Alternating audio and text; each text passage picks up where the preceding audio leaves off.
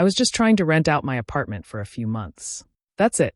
Nothing dramatic, nothing emotional. I had accepted a temporary work project out of state and thought renting my place would help cover the bills while I was gone. But when I opened the door with the new tenants, what I saw inside completely shattered me. My sister was standing there, in my robe, while her fiancé, who just happened to be my ex, was cooking breakfast in my kitchen. Stick with me while I share my story, and if it touches you, don't forget to support our channel by hitting that subscribe button, dropping a like, and sharing it with the people you care about. My name is May.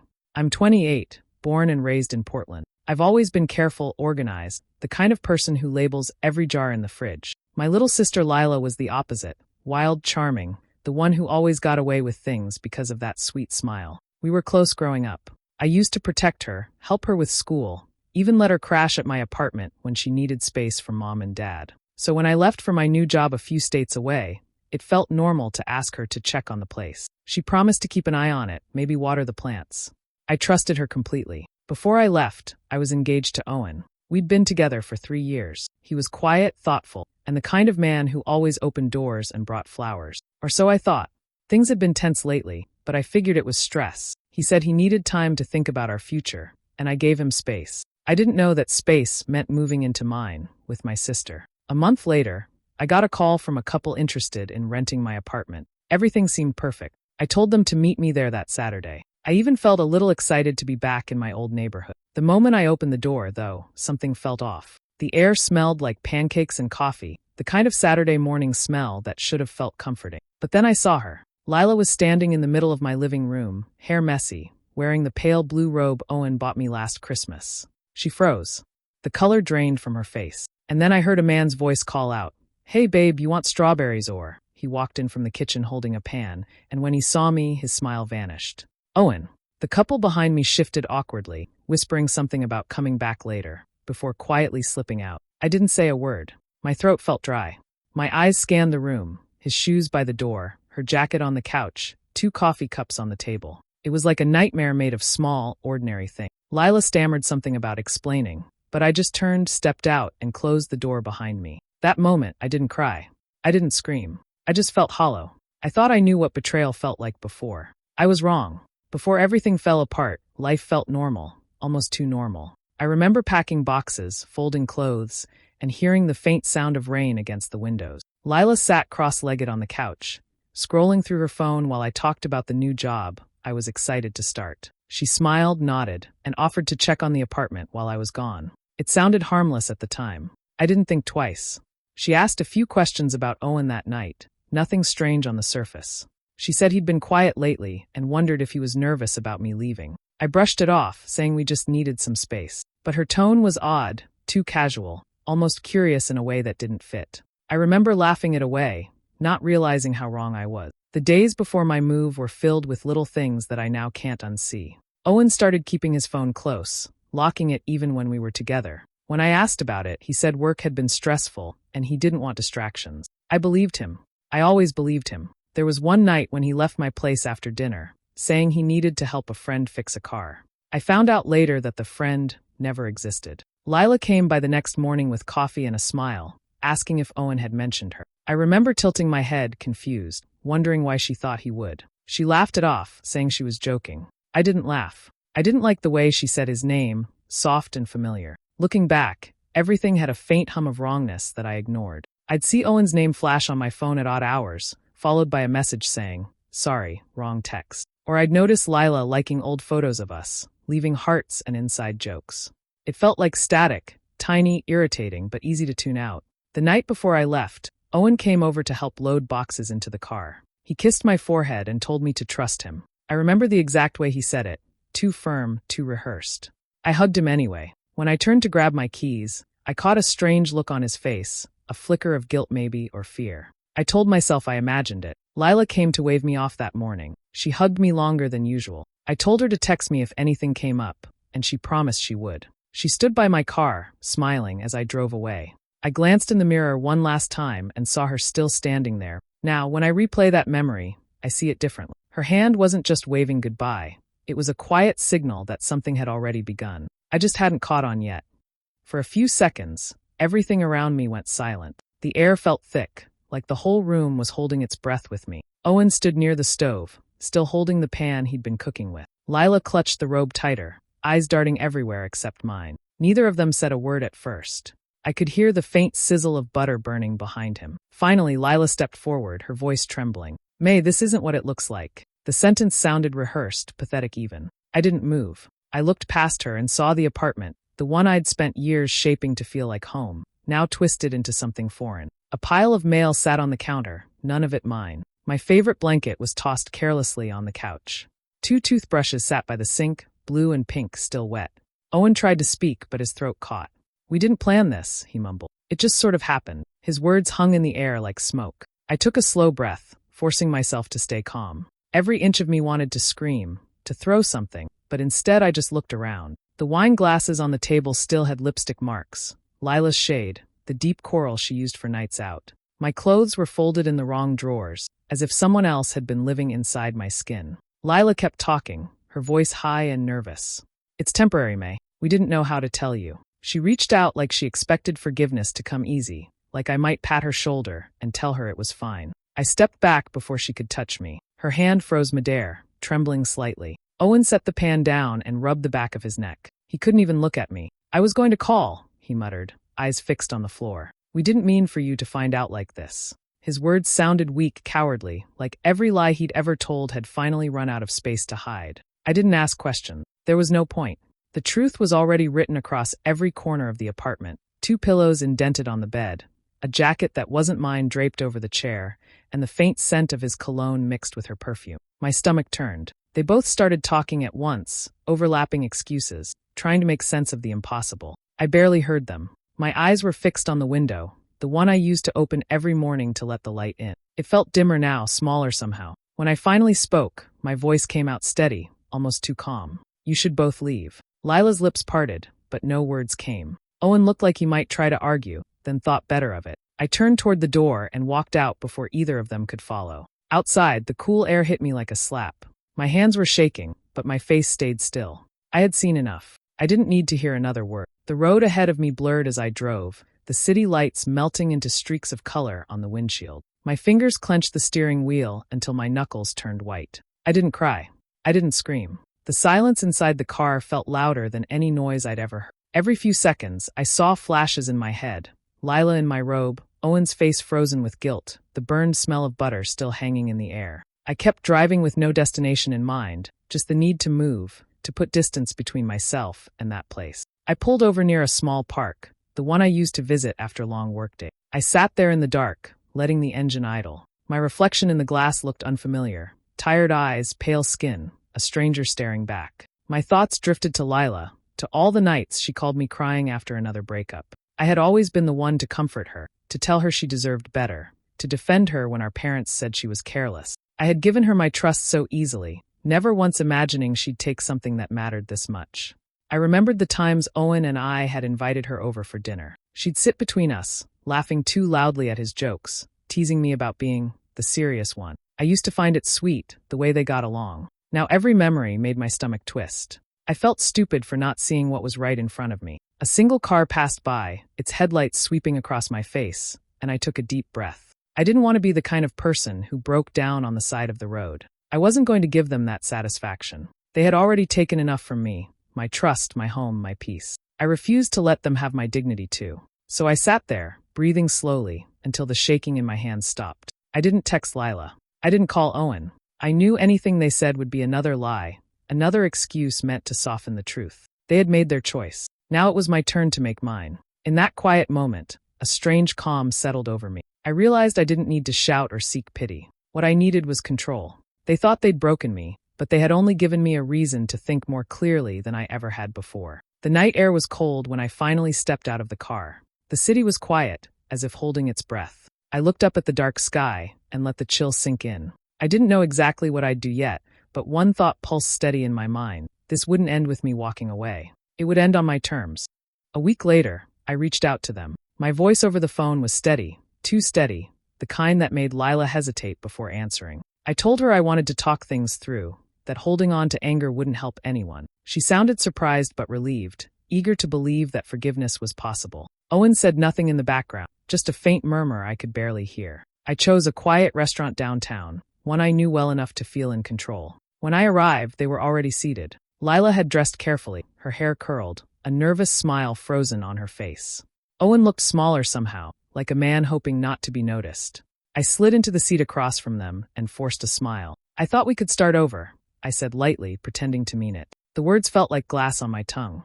Lila jumped at the chance to fill the silence. She talked too fast, telling stories about their rough patch and how they didn't want to hurt me. Every sentence was decorated with guilt, but none of it sounded real. I nodded, pretending to listen, my hands resting calmly on the table. Owen picked at his napkin, eyes flicking up to mine then darting away. When the waiter came, I ordered wine, keeping my tone pleasant. I asked them questions, small things that sounded polite, but had edges hidden beneath. How long had they been seeing each other? Who moved in first? Lila's answers tangled together like wires, each one contradicting the last. She laughed nervously, said it was all a misunderstanding that got out of hand. Owen didn't bother trying to correct her. I watched the two of them like I was studying strangers. The way Lila leaned too close to him, as if afraid I might take him back. The way he flinched when she touched his arm. They looked like people clinging to something that was already dying. It almost made me pity them, but only almost. When the food came, the smell of garlic and butter filled the space between us. I forced another smile, steady and polite. Lila's eyes searched mine, desperate for warmth. "May, I know it doesn't fix anything," she said softly, "but I hope someday you'll understand." I took a sip of wine before answering. "I already do," I said. My tone was calm, almost kind, and for a second I think she believed me. The rest of the dinner dragged on in awkward pauses and half-hearted laughter. I stayed perfectly composed, every gesture deliberate. I let them think I was healing, forgiving, moving on. When we finally stood to leave, I hugged her lightly, just enough to feel her tremble. Owen didn't meet my eyes once. As I walked out into the cool night, I could still hear their voices behind me, whispering to each other, trying to make sense of my calm. They didn't realize that my quiet wasn't peace. It was preparation. A few days after that uneasy dinner, I called them again. My tone was light, almost cheerful, as if the past had dissolved overnight. I told them the company needed me to relocate again, maybe for a few months this time. Lila sounded thrilled, eager to believe everything was back to normal. I said I didn't want the apartment sitting empty, and offered to let them stay there under a short lease. "It'll help me out too," I added casually. "You can cover the rent, and I won't have to worry." She didn't even hesitate before agreeing. Owen barely spoke, his voice low in the background, but I could hear the relief in it. They thought I was handing them comfort, a roof, a second chance, maybe even forgiveness. I smiled while we arranged everything, though my smile never reached my eyes. Over the next week, I drew up a simple rental agreement, nothing fancy, but official enough to look legitimate. I told them I wanted to keep things professional this time. They both signed it without reading too closely. Every message they sent, every payment I received, I saved. Screenshots, emails, timestamps, each one neatly labeled and stored. They saw kindness. I saw evidence. I made sure to sound generous, even grateful. I told them I was glad someone I trusted could look after my place. Lila responded with too many heart emojis, trying to convince herself we were rebuilding something. I thanked her and pretended not to notice Owen's silence. When I met them to hand over the keys, Lila hugged me again. She smelled of my old perfume. I didn't flinch. I smiled, told her I wished them happiness, and watched the relief wash over her face like sunlight after a storm. Owen shook my hand awkwardly, his palm damp, his eyes avoiding mine. "We'll take good care of it," he said. I nodded. "I know you will." As I left, I glanced back at the building. My apartment, once my safe place, now became their cage. They didn't see the net tightening. They thought I'd turned soft. But every detail, every polite word, was part of a quiet design. I opened a separate account for the payments they sent, marking each transaction. I checked city rental laws late into the night, learning exactly how to protect myself while leaving them no ground to stand on. Each step was careful, deliberate, invisible. For the first time since that day, I slept soundly. I didn't dream of the moment I caught them together. I dreamed of paperwork, of signatures, of the calm click of every piece falling into place. They believed I had walked away from the past. In truth, I was walking straight toward their undoing, and they were the ones holding the door open for me. Weeks passed before the cracks began to show. At first, they tried to play house, pretending everything was normal. But I could tell things were unraveling by the tone of their messages. Lila's texts shifted from cheerful updates to quiet complaints. She mentioned bills piling up, repairs needed, Owen being distant. I responded politely but vaguely, offering no help. Each message went into the same folder as all the others, evidence of their unraveling. Then the calls began. Lila's voice sounded tired, brittle around the edges. She said the rent was too high, that Owen promised to take care of it but hadn't. I told her kindly that I'd check on it later, and never called back. Owen left one voicemail, his tone strained and defensive, accusing me of overcharging. I didn't bother replying. Behind the scenes, everything was set exactly as I planned. I had never transferred the lease. Legally, they weren't tenants, they were unauthorized occupants. The landlord, a man known for his short temper and strict rules, didn't take long to notice payments missing and names that didn't match the contract. I made sure he found out, though not directly from me. One forwarded email, one missing document, and the rest handled itself. The eviction notice came faster than I expected. Lila called again, crying this time, her voice trembling through the phone. They're saying we have to leave. May, you signed the agreement. I told her calmly that it wasn't official without the landlord's approval, and that my hands were tied. She didn't understand that the paper she'd signed meant nothing. It had only ever been a trap made to look like mercy. By the end of the week, their panic had turned into anger. Owen sent one last message, short and sharp, accusing me of setting them up. I didn't respond. I sat in my car across the street, engine off, watching as movers carried their boxes down the steps. Lila stood on the curb, wrapped in a jacket too thin for the cold, her hair unwashed, eyes red from crying. Owen paced beside her, muttering curses under his breath. The landlord was shouting, waving paperwork at them, his frustration echoing across the block. Neighbors watched from their porches, whispering. Lila tried to argue, tried to explain, but no one cared. The locks would be changed by evening. Everything they'd built on lies was crumbling in plain sight. I sat there, still as stone, watching through the windshield. There was no satisfaction, no joy, just quiet. I'd imagined this moment would make me feel powerful, but instead it felt like watching a storm die out. Still, I didn't move. I waited until they were gone, until the street grew empty again. Only then did I start the car and drive away, leaving behind the wreckage they'd made of themselves. It was late afternoon when I heard the knock. Slow at first, then frantic. I opened the door to find Lila standing there, her face streaked with tears, hair tangled from the wind. She looked smaller than I remembered, clutching a half-torn envelope in one hand, the eviction papers. Her voice cracked as soon as she spoke. May, please, I didn't know what else to do. We have nowhere to go. I stepped aside and let her in. The apartment was quiet, sunlight falling in thin lines across the floor. She stood awkwardly in the doorway, wiping at her eyes, waiting for some sign of warmth. I offered her a seat, poured her water, every movement deliberate and calm. I could see confusion flicker across her face.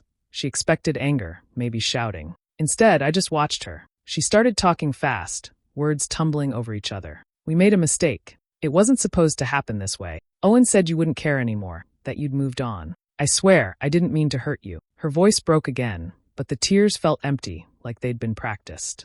I waited until she ran out of breath before speaking. Was it worth it? The question came out quiet, almost gentle. Her lips parted, but no sound followed. She stared at me like she didn't understand what I meant. I leaned forward slightly, losing everything for him. Was it worth it? Her eyes filled again, but this time the tears looked real. She shook her head, whispering something about love, about confusion, about how things just happened. I didn't interrupt. I wanted her to say every word, to hear herself try to rewrite what she'd done. When she finally stopped, I said softly, "You know, it didn't start after I left. I already knew." She froze. "What?" "I found the receipts," I continued. "The ones from that hotel near the river. The dates were weeks before the breakup. You told me you were staying with a friend that weekend, remember?" Her face drained of color. She tried to speak, but nothing came out. The truth sat heavy between us, thick and unmoving. "I kept waiting for one of you to tell me," I said. "You didn't even give me that." Lila covered her face with her hands, whispering apologies that no longer meant anything. I didn't reach out. I didn't yell. I simply sat there, watching her unravel piece by piece, her sobs echoing against the walls. After a long silence, she whispered, "Owen said you'd never forgive us." I stood up, my voice steady. He was right. She looked up, eyes wide, as if seeing me clearly for the first time. I opened the door and waited. She understood. Without another word, she walked out, clutching those papers like proof of everything she'd lost. When the door closed behind her, the air felt still again, finally clean. A few days after Lila's visit, I ran into Owen by accident, or at least that's what he thought. He was walking out of a coffee shop downtown, his suit wrinkled, his face drawn tight with exhaustion. He looked surprised to see me, almost afraid. I gave him a small nod, the kind you give to a stranger you used to know. He hesitated, then followed me outside, trying to start a conversation as if nothing had happened. "Lila's gone back to her parents," he said quietly. "She couldn't handle it anymore." His voice cracked on the last word, but I didn't respond. I just listened. He talked about losing the apartment, about how everything had gone wrong so fast. He didn't mention what he'd done to cause it. That part he always skipped. After a long pause, I said, "You still working at the same firm?" He nodded quickly, like the question made him nervous. I smiled faintly. "Good," I said. "I'm sure they'll handle what's coming." He frowned, confused, but I didn't explain. I didn't have to. Months earlier, before everything fell apart, he'd bragged about padding his expense reports. Small things at first, hotel upgrades, fake mileage, meals that never happened. He laughed when he told me, proud of how clever he thought he was. I'd kept quiet back then, pretending it was just another harmless story. But I remembered every detail. After I left him and Lila to their own mess, I reached out to an old friend who worked in the same office, someone who owed me a favor. I didn't have to exaggerate anything. I simply forwarded a few screenshots and let the truth do its work. Now, standing there on the sidewalk, I could see the worry flicker across his face. "What did you do, May?" he asked slowly. I met his eyes for the first time. "Nothing," I said, calm and certain. "I just told the truth." The following week, word spread fast. He'd been fired quietly, escorted out of the building before noon. His name was removed from the company roster by evening. No statement, no goodbye party, just a swift erasure. Lila called once more after that, her voice small, saying she was moving back home to get her life together. I didn't reply. There was nothing left to say. I didn't feel triumphant or cruel. It wasn't about revenge anymore, it was about balance. They had tipped everything out of order, and now it was simply right again. I didn't gloat, didn't tell anyone what I'd done. I just went about my days quietly, as if nothing had happened. Sometimes, late at night, I'd think about the way Owen used to smirk when he thought he was untouchable. That image had faded now, replaced by silence. I'd found something far better than satisfaction. I'd found stillness. And that was enough. Months passed before I returned to the apartment. The place smelled faintly of dust and new paint, the air still and untouched. The furniture was gone, the walls bare except for the faint outlines where pictures once hung. It felt both familiar and foreign, like walking into a memory I no longer belonged to. I ran my hand along the kitchen counter, smooth and cold, the same one where everything had begun. Outside, the city hummed softly. The chaos that once consumed me had long faded. Lila was living back with our parents, working part-time, keeping to herself. Owen had disappeared from everyone's radar, a man trying to rebuild a life from ashes he'd made himself. I didn't look for updates. Their stories no longer belonged anywhere near mine. I had new tenants moving in that afternoon, a young couple I'd met through a mutual acquaintance. They were polite, soft-spoken, still in that stage of believing everything ahead of them would work out. When they came to see the place, they walked hand in hand, whispering to each other about paint colors and furniture. Watching them made something in my chest ache, not with pain, but with a quiet kind of remembrance. They reminded me of who I used to be before betrayal taught me how fragile trust could be. There was a time when I believed in promises spoken softly across kitchen tables, in love that didn't hide secret. That version of me had disappeared, but standing there, I didn't mourn her anymore. I understood her. She had learned. The couple arrived right on time, smiling nervously as I handed them the keys. The woman said she loved the light from the big windows, and her partner joked that it already felt like home. Their voices filled the space with warmth again, something the apartment hadn't felt in a long while. I stayed just long enough to answer their questions, then stepped aside as they carried in their boxes, their laughter echoing faintly behind me. I walked through each room one last time, checking outlets, doors, windows, little habits I hadn't broken. Everything was in order. No ghosts left behind, no traces of anger. Just calm. I stood in the doorway, looking out at the hallway that had once witnessed my heartbreak, and felt the quiet settle deep in my bone. When I locked the door, the click sounded final, not sad.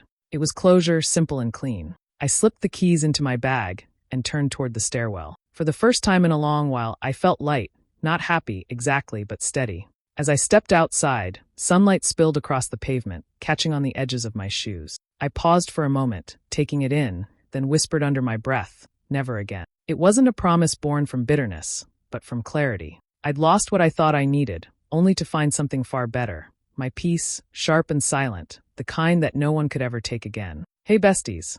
Thanks for staying till the end of this wild story. Imagine renting out your apartment, only to find your sister living there with your ex.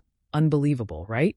But sometimes, betrayal becomes the lesson that shapes us into something stronger. If you felt that twist, make sure to like, share, drop a comment, and subscribe for more real-life stories that hit deep. See you in the next one. Bye.